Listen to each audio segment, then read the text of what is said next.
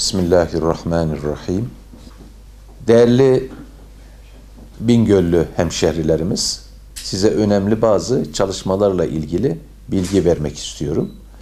Maalesef biz camilerimizde, Kur'an kurslarımızda engelli kardeşlerimizi bu zamana kadar ihmal ettik. Lokal bazı, münferit bazı çalışmaların dışında camilerimiz ve Kur'an kurslarımızda engellilerin içeriye girerek rahat bir şekilde ibadet edebilmelerini sağlayacak ortamı yaratmadık.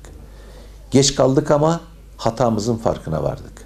Bundan sonraki camilerimizde de, Kur'an kurslarımızda, hizmet binalarımızda engelli kardeşlerimizi değerlendirerek onların da hizmeti en güzel bir şekilde almalarını sağlayacak ve camilerimizde ibadetini en güzel şekilde, gerekirse imamımızın arkasına kadar yanaşarak kıldırmalarını sağlayacak projelerin içinde olacağız inşallah. Diğer taraftan ise abdestlerini rahat alabilecek şekilde ortamlarını oluşturmak istiyoruz.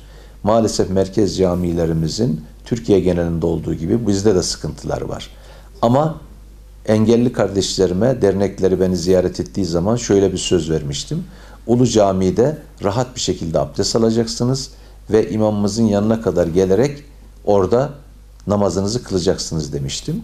Şu anda belediyemizle işbirliği halinde tuvaletlerimizi ücretsiz yapmaya gayret ediyoruz imkanlarımız nispetinde ve engelli kardeşlerimizin abdestlerini alacak Ulu Cami'de asansörle, abdestlerini aldıktan sonra da yine asansörle imamımızın yakınına kadar, camimizin 1. cemaat mahalline kadar girerek ibadetlerini sağlamalarını ve yapmalarını sağlayacağız. Yeni hizmet binamızda ve inşallah kısa zaman sonra tahsisini yapmış olduğumuz gençlik merkezimizde hemen Hacılar Camimizin bitişiğinde yine engelli kardeşlerimizi göz önünde bulundurarak rahat bir şekilde bütün birimlerimize ulaşabilecek seviyede bir binayı inşa etmeye çalışacağız inşallah.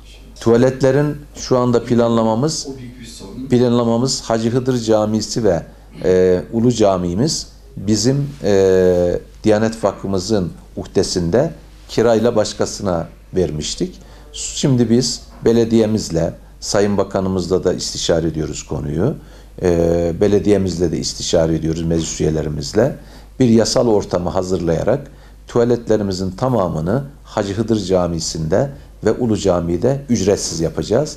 Ayrıyeten Ulu Cami'de de belediyemizle yaptığımız istişari görüşmelerde engelli kardeşlerimizin biraz önce söylediğim gibi engelli kardeşlerimizin rahat bir şekilde abdestlerini alıp ibadetlerini yapacak hale asansörlü bir şekilde engelleri kaldırarak inşa etmek istiyoruz.